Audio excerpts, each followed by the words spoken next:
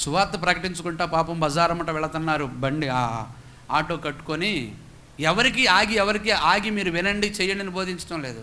కట్టుకొని దాదాపు 15 మంది సువార్త ప్రకటించుకుంటా పాటలు పాడుకుంటూ వెళ్తూ ఉంటే బకెట్ నిండా ప్యాడ్ నీళ్ళు కలిపి తీసుకొచ్చి వాళ్ళందరి మీద చల్లాడు.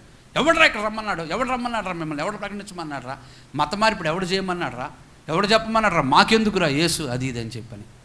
ఏమంటే 15 మంది ఏకమై తలా ఒక దెబ్బేస్తే వాడు బతుకుంటాడా చెప్పండి? అందరి మీద ప్యాడ్ నీళ్ళు పోస్తున్నారు, అయ్యా అయ్యా అంటున్నారు.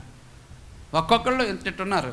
ఆ పోసినవాడు అసలు మందు దాగి వాడు పాన్ పరాగు వ్యసనం పరుడే బలహీనుడే ఈ దరిద్రమైన దేవుడితో ఉన్నాడు, ఎండు నక్కలాగా ఉన్నాడు. పేడ నీళ్ళు కలిపి తీసుకొచ్చి బకెట్లో కలిపి వాళ్ళ బండ్ల మీద ఆయన మీద పాస్టర్ గారి మీద తలపైంచి పోస్తున్నాడు వాడు. ఒకవేళ యేసు ప్రభు వెనుక నిన్ను కొట్టేవాడి కొట్టరా, నిన్ను తిట్టేవాడిని తిట్టరా, అరే నీకు ఎవడైతే అన్యాయం చేస్తే వాడిని ఎగిరి తన్నరా అని యేసు ప్రభు చెబితే ఈరోజు ఎవడో నిలిచున్నాడు. అర్థమైందా? క్షమాగుణాన్ని, ప్రేమించే తత్వాన్ని ప్రభు ఇచ్చాడు. ఒకవేళ ఈ చేతగానితనాన్ని ఈ సమాజం లేకపోతే మనుషులు వాళ్ళు ఏం చేస్తారో అనుకోవచ్చేమో. మేమేమి చెయ్యం, చేసేవాడి చేతికి అప్పచెబుతాం. హల్లెలూయా.